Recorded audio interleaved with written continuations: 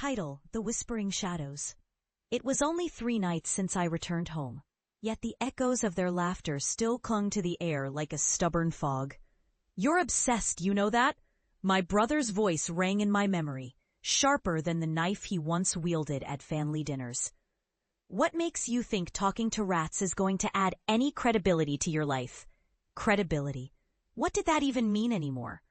I had once been a promising pest control expert, revered in the industry for my innovative methods. But when a foodborne outbreak at a luxury hotel landed at my feet, I was scapegoated, tossed aside like an old rag. The truth of my innocence didn't matter. The whispers of the vermin I was trying to understand became the burden I carried alone. Driven by desperation and an insatiable curiosity, I dived headfirst into paranormal verminology. Each night, I sat in the shadows of crumbling buildings, listening to the soft skittering of little feet as I tried to understand the secrets they held. Hidden beneath the surface, I found something terrifying. Infestations were omens, echoes of ancient and forgotten rituals. The rats spoke of death, despair, and betrayal, but they also whispered of something darker, something that no one dared acknowledge. I returned home not as the black sheep they had mocked, but as a harbinger of truths that loomed larger than my family's disbelief. I had become a renowned expert, my findings etched into the annals of horror. But even more than that, I was the embodiment of a lesson they would soon learn far too late. As I stepped through the creaking front door, the familiar scent of my childhood home filled my lungs, mingling with memories and dread. My parents' faces fell at the sight of me, shadowed by years of anger and betrayal. "What do you want?" My father barked, the edge of mistrust grating against the silence. The mask of acceptance I had worn crumbled at his tone.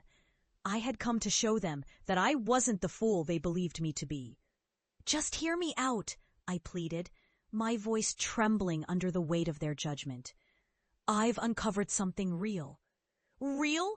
my mother scoffed, crossing her arms defensively. "You think we're going to believe your fairy tales about rats and ghosts? You've gone too far this time, haven't you?" A curse wrapped in death's embrace. This rat was part of a ritual, a conduit to bring forth the darker things that linger. My brother snorted, rolling his eyes, but the room grew heavier, the air crackling with an unsettling energy. I could feel it, like a low, distant rumble just beneath the surface. "You're insane, you know that? You've lost your mind," he spat, but his bravado faltered as a sudden chill swept through the room. For a moment, the shadows flickered, and I could swear the glass vial began to pulse like a heartbeat. "Stop it," my father barked, but the tremor in his voice betrayed his fear. "You're just trying to scare us."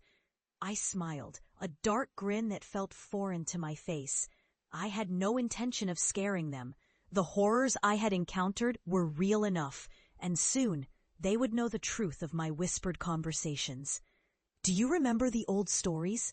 I asked, my voice dropping to a near whisper. "About the family that mocked the vermin. How they disappeared one by one? The shadows danced around us, flickering on the walls with an almost sentient nature. I felt a strange surge of power, the knowledge coursing through me like water through a cracked dam. My family's disbelief had bound them in a web of ignorance. They didn't know the price they would pay for their mockery. With a sudden, violent crash, the lights flickered and went out. Panic filled the room as darkness engulfed us, drowning out reality. I could hear their frantic breaths, their disbelief morphing into fear. The shadows seemed to breathe around me, swirling and whispering secrets I had long understood. "Mom? Dad?" my brother called, his voice quivering. "Is this some kind of a prank?" But I knew it wasn't. I felt the weight of what I had become, the bridge between the living and the dead, the conduit for voices they could never hear. I could feel what they could not, the presence of something lurking, something alive in the shadows. "Let them in," I whispered, a smile creeping onto my lips. Let them guide you. The air grew thick and oppressive, the shadows coiling tighter around us. I could feel their eyes on me, not with disdain, but with an acute understanding of the horrors they had dismissed. In a blinding flash, they appeared before us, shadows of lost souls, vermin of the forgotten. Each wearing a visage of despair.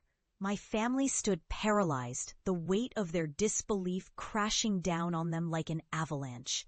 The room filled with a cacophony of whispers, echoing the same words that had haunted me, the words of the damned. My brother's face blanched as he realized that the nightmares I had faced were not mere whispers, but entities born from the darkness they had ridiculed. When the lights flickered back on, the room was eerily still. The shadows receded, but the weight of their presence lingered. My family's eyes widened in horror, reflecting the truth of their ignorance. "Please," my mother whispered, her voice barely a breath. "What have you done?" I smiled again, but this time it was with a sense of vindication. "I've shown you what you refuse to believe. I survived the darkness, and now it's a part of me, just as it will be a part of you." As I turned to leave, I felt lighter, almost free of the burden I had carried for years. I had come to warn them, but they would always be bound to their disbelief. They would now wear the cost of their mockery like a shroud. The weight of their disbelief echoed behind me as I walked into the night, knowing the shadows would follow, whispering the secrets of a truth that was now inescapable. I was no longer just a whisperer of vermin. I was the harbinger of what lay beyond the veil. And they would finally understand the terror they had created.